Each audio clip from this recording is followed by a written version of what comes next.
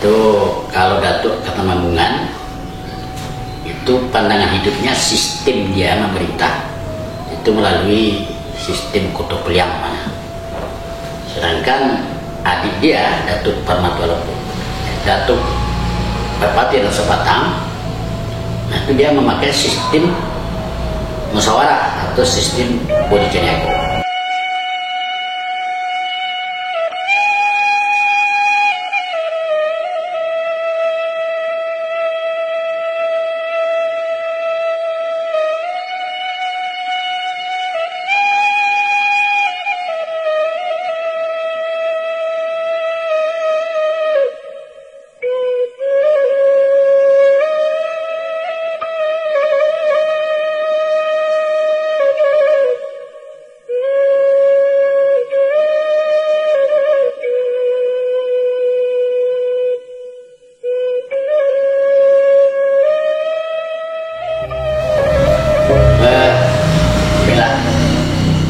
Setelah mendengar pertanyaan daripada saudara Anda tentang perkembangan adat Minangkabau khususnya di wilayah kita Luar Pulau, ya.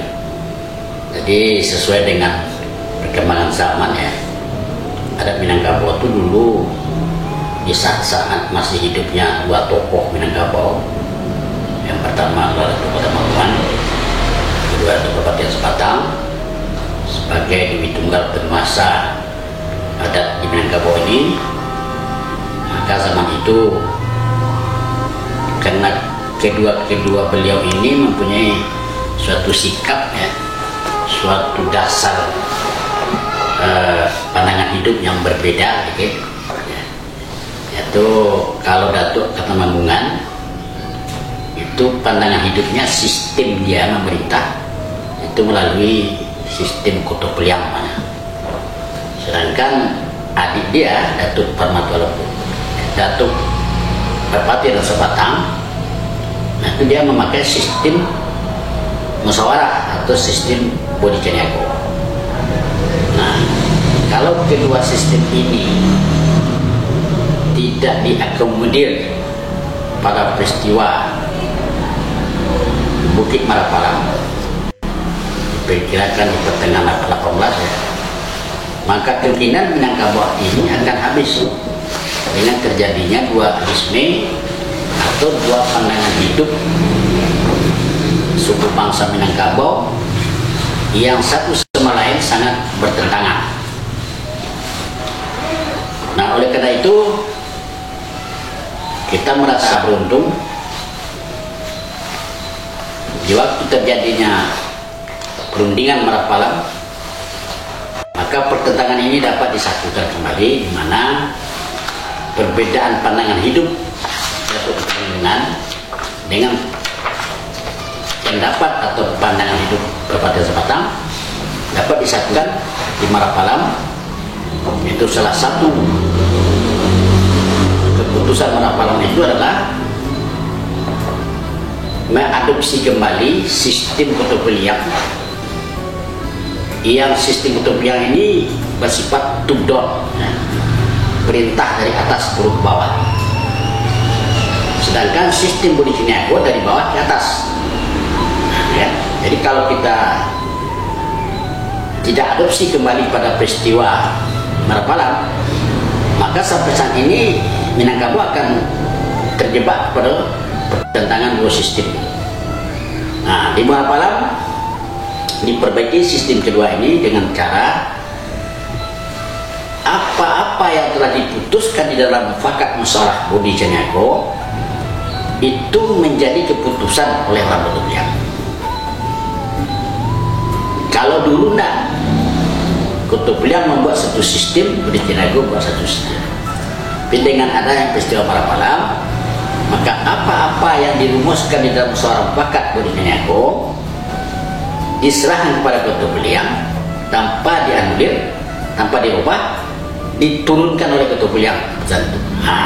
Maka semenjak itu bersatulah kembali Minangkabau di dalam satu sistem, ya, memakai sistem Bodi Caniago dan juga menerapkan sistem Koto Peliang. Itu dulu waktu zaman hidup suatu perpaduan sabatan dengan dua ketenangan.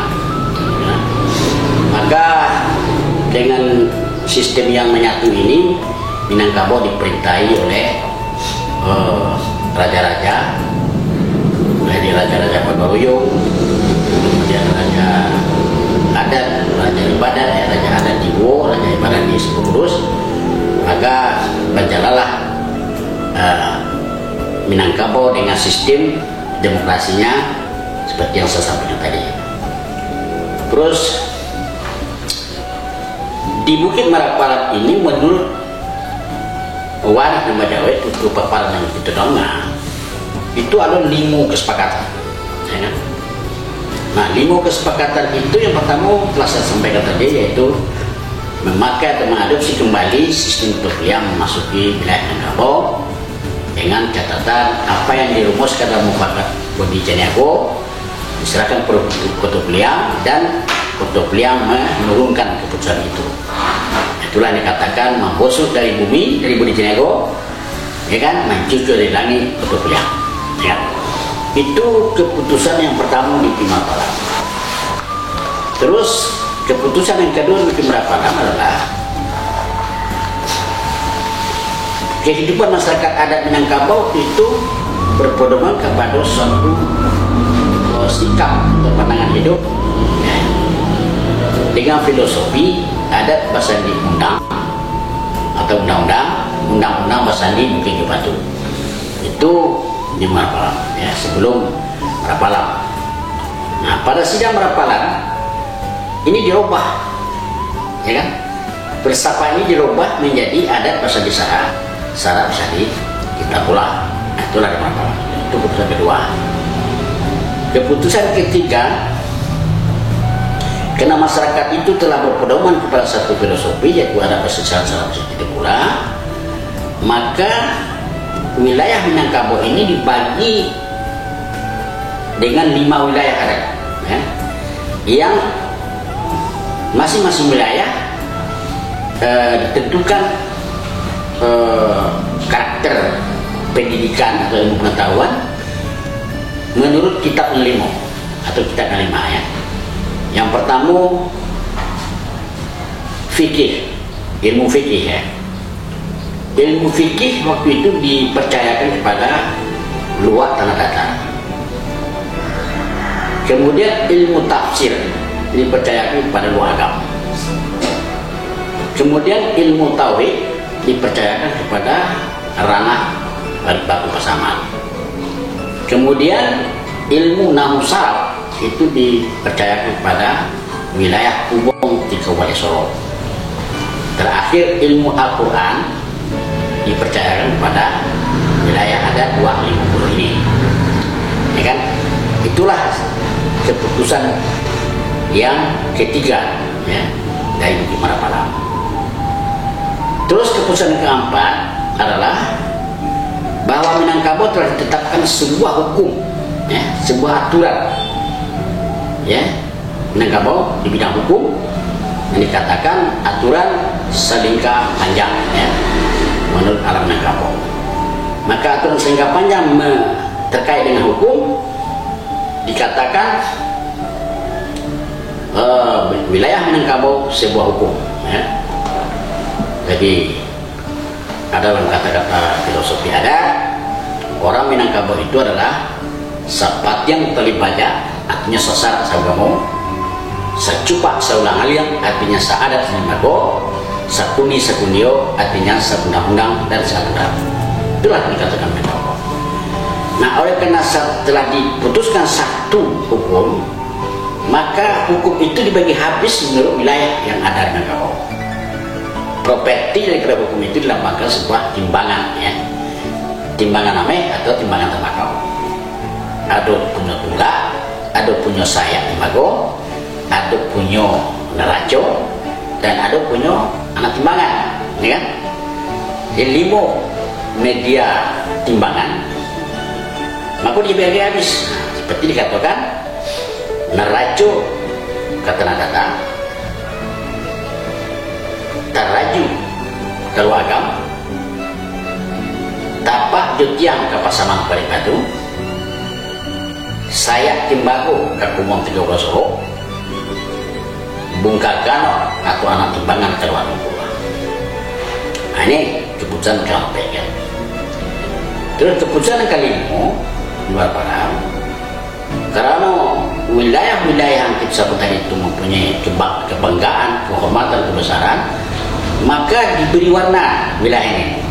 Ya, dikatakan di dalam adat Marawa Basa 263 1 Di Marawa Basa itu adalah suatu lambang ketahanan masyarakat adat yang telah dibagi habis, yaitu Marawa Basa Rano Kunyang kata kata filosofinya nan kunyang tahan jadi. Nah, Marawa Basa Rano merah kedua agam artinya nan merah tanpa nak. Kemudian Marawa Basa Rano putih kepasaman Rana Batu pasapannya nan putih tan sosa. Kemudian orang Marawa Basa orang biru ke Kumong 13 Solo artinya nan biru tan banyak. Terakhir orang Marawa Basa hitam ya kedua 50 artinya nan hitam tan tampo. Itulah keputusan Bukit Marapalam ya. Kemudian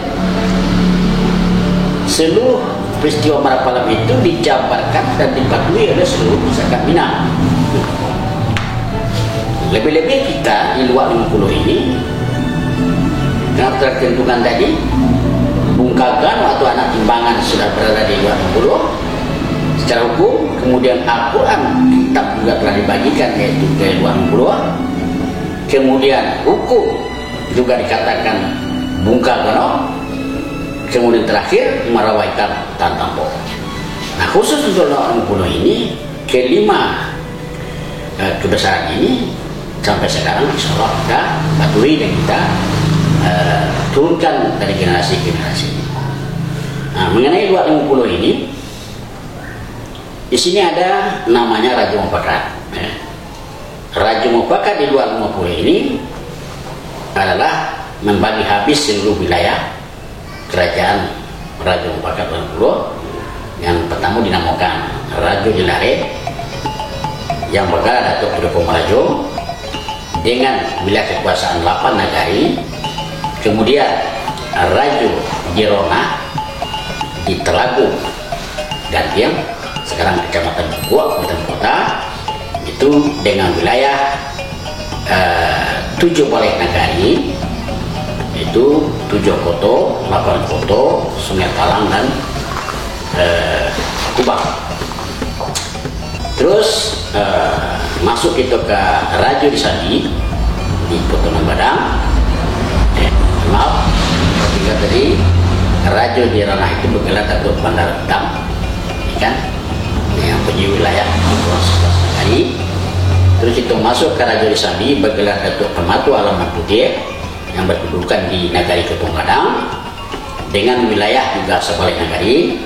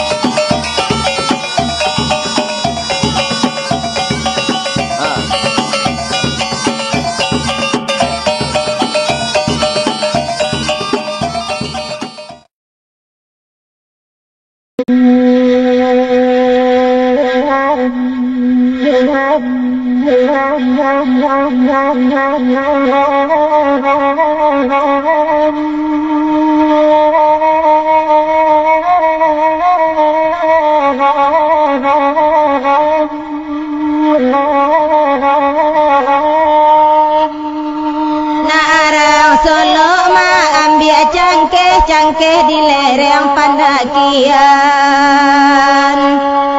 hari Bilo musim lah lapeh po bilo sayang disampaikan koma.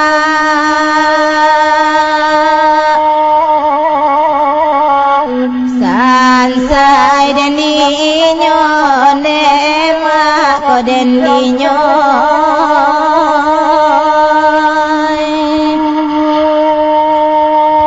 Berdua kami mendendangkan solo bacangke ko lagunya.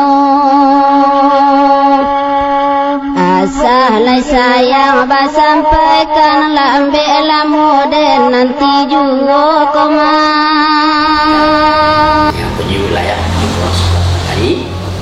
Terus itu masuk ke Raja Sambi bergelar Datuk Permatu Alaman Putih yang berkedudukan di Nagari Ketong Kadang dengan wilayah juga Sebalai Nagari yang terus lain Tigo Jadu di Ilir, ya kan? Tarantang di Sari Lama, Tigo Joko Tutup, Anam Jadu di Mude, Koto Tengah di Batu Apa, Durian Gadang di Sari Lawe, Suayan Sungai Pelantik. Dua Koto di dalam, Koto Nagaran Koto Nampai. Itu wilayah hukum dari Datuk Permatu Alaman Putih yang berkedudukan di Koto Nagaran. Terus masuk ke Raja di Hulu yang mengalah Datuk si Merajo namanya di 7 Wana Dalam. Itu mempunyai wilayah 7 nagari atau 7 wilayah. Yang pertama Wana Dalam, yang kedua Setuju Batu, yang ketiga Dalam Awe, yang keempat Setuju Padang, yang kelima Setuju Padang Jaya, yang keenam Setuju Padang Kuning, yang ketujuh Setuju Wana Dalam. Itulah negara-negara yang terhimpun dalam wilayah Raja di Hulu. Terakhir itu di luar. Nama-nama Raja di luar, gelar rajanya Datuk Meraja Indo dan Membangun, berkedudukan di Aitabi, Kampung Dalam Paiwada, dengan wilayah anak 65, Limbukan, Kuniang, Sungai Kumuyang, Mongondale, Pemanakan dan 9, Cincin Labuh Kudu, Parengan, Perang Panjang, Sendara Tapi Andong, Tanjung Aru, Koto Merapak, 9 Jatuh Kalian. Dusana nomor 2, Tiaka Jokowi Masuk. Di yang luar dan 3, Tara Buki Limbuku, 3 juga tua. Nah, itu wilayah-wilayah yang dikatakan bari Barat, ya. Jadi di dalam wilayah itu ada inyek tu nomor rampek, ya. Inyek tu nomor rampek ko termasuk raju di dalam fakat. Ya kan? Mani ini tu nama rampek. Yang pertama Datuk Bandar Kuning di Mai Aruri, di Mai Aruri yang wilayah kerajaannya atau wilayah kekuasaannya adalah Mai Aruri, Banjar Lawe, Sungai Nanyang, Koto Tengah, Baru Gunung dan Koto Tinggi. Nah, itulah wilayah Datuk Bandar Kuning di Mai Aruri.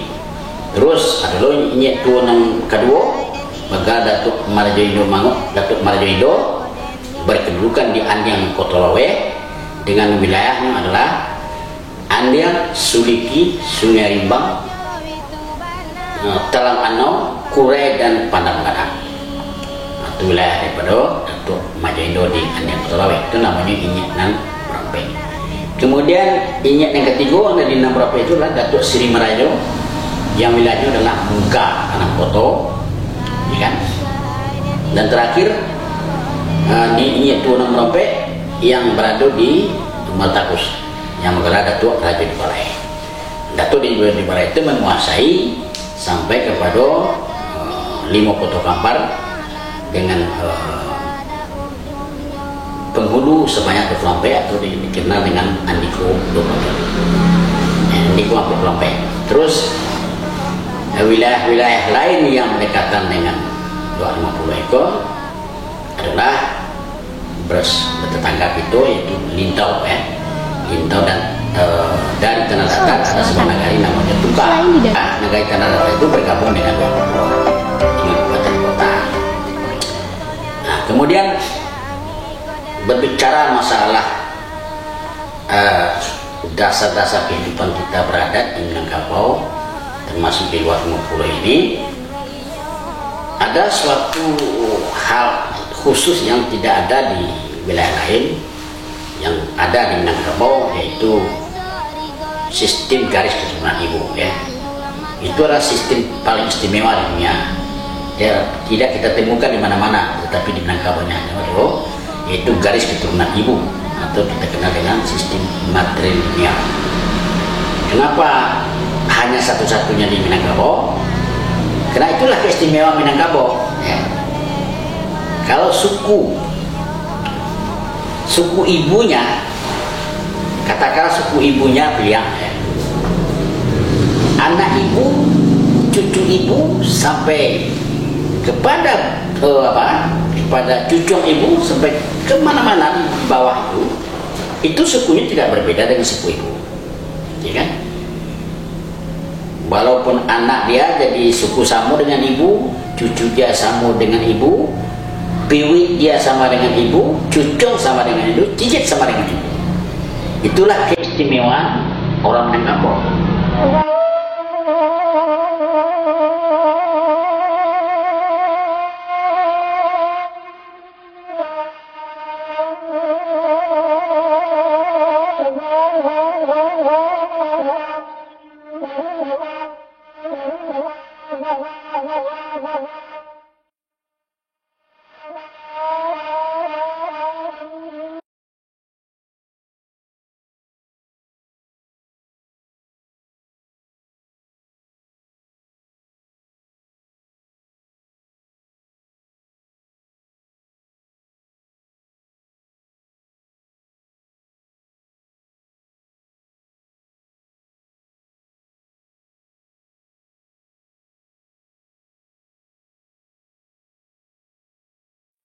Dikatakan di dalam adat, penghulu itu ibarat kayu gadang di tengah koto, ya kan? Tahan menjabau kana gali, urek melingkar orang kampung.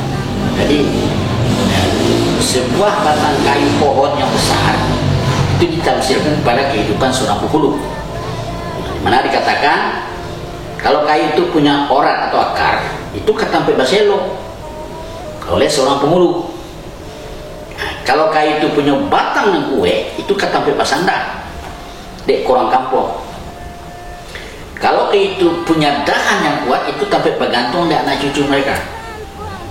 Kalau dia punya cabang, ya, kayu itu adalah pedoman oleh anak keponakan. Kalau dia punya ranting, itu menahan segala persoalan, ya. Dikatakan dalam adat panahan sudi gula pandian. Jadi seluruh persoalan ini mama itu harus mampu mengatasinya. Kemudian pohon itu pakai daun, nah, ya kan? Daun itu dikatakan badaun lebih di bana itu penimang salah satu bana. Badaun lebih ribut diaka menimbang salah kena mana. Nah, kalau batang kayu itu punya bungo, maka dikatakan babungo dikira-kira membangun kotonya negari. Kalau terakhir daun batang pohon itu punya buah, maka dikatakan babuah lebih di mana dimakan rasul itu berisau. Jadi setiap ini mama dilambangkan dalam adat sebagai sebuah pohon atau sebatang pohon yang fungsinya sudah saya baca tadi. Kalau dia sebagai orat atau akar sampai baselo oleh masyarakat anak keponakan untuk mencari kebenaran, ya kan, sampai ke buahnya. Kemudian kalau dia sebagai tokoh masyarakat yang kita bilang sebagai alim ulama Minangkabau ini juga mempunyai 8 ya, fungsinya. Yang pertama dia itu adalah sidik, ya. Harus sidik, harus tabligh, harus amanah, harus patanah, harus punya beriman, harus Islam, ya kan, harus punya tauhid, ya, harus punya marifat, keputusan dan ketetapan hati di dalam menyembah Tuhan, ya. 8 juga pedoman seorang alim ulama Minangkabau. Terus kita lihat juga ada unsur Bondo Kandung di Minangkabau ini, dia punya juga 8 pedoman hidup. Dikatakan dalam adat Suntiang Selapan Bondo Kandung. Bondo Kandung Suntiang Selapan ini adalah bisa berperan di dalam masyarakat Minangkabau di dalam kehidupan anak keponakan. Seperti dikatakan Bondo Kandung itu limpape rumah nanggadang, limpape rumah nanggadang, Terus Gundukan itu juga Sumarah Gunung Tinggi. Dilanjut Gundukan itu juga berfungsi sebagai amban pulau bilik dalam. Terusnya Gundukan itu juga difungsikan sebagai anak kunci Lumomopel. Gundukan itu juga berfungsi sebagai orang elok selendang dunia. Kemudian Gundukan itu juga berfungsi sebagai acang-acang dalam nama gaib. Gundukan juga berperan sebagai undang-undang ke Makkah Madinah. Terakhir Gundukan itu juga berperan payung panji jasa luhur nanti. Jadi 8 suntiang Gundukan itu mempunyai arti dan makna. Juga terakhir jadi pandai Minangkabau. Juga ada 8 fungsinya, 8 sifatnya yang harus dia pedomani sebagai orang cadi pandai. Yang pertama, orang cadi tidak membuang, ya kan? Dia cadi tapi tidak membuang. Artinya apa? Orang yang membuang pendapat orang lain itu bukan orang cadi. Orang cadi itu orang memakai pendapat orang untuk menambah perbendaharaan pikiran ilmunya. Jadi kalau cadi pandai itu cadi tidak membuang, tahu dia memberitahu, ya kan? Kalau dia bijak, ya, yang mungkin pandai bunuh dia, pandai berpidato, serang jadi pandai Minangkabau. Kalau dia arif, ya, itu bisa capai ketinggal, apapun bisa dilakukannya dalam waktu capai. Kalau dia berani, pantang mengelak. Kalau dia bijak, ya, adil, lurus, bisa adil menimbang. Itulah sifat-sifat yang harus dimiliki oleh seorang cadi pandai. Kemudian ada juga unsur yang lain seperti bujang selamat atau anak muda nagari. Anak muda nagari ini juga punya 8 sifat atau pedoman. Yang pertama anak muda yang katakan capek kaki tidak menaruh, ringan tangan tidak maca, alun diimbau nyala tibo, alun disuruh nyala pai. Tahu diluncian kamu cucuk, jali ditajam melukai, ingek digadang kamu ledo, tahu ditinggi mengko. Itu sifat daripada anak muda itu di Minangkabau. Jadi oleh karena itu, kalau Minangkabau masyarakatnya tidak lagi mengenal, ya, apa dikatakan nilai-nilai luhur tadi, maka bisa dipastikan beberapa dekade ke depan itu Minangkabau hanya tinggal nama, ya.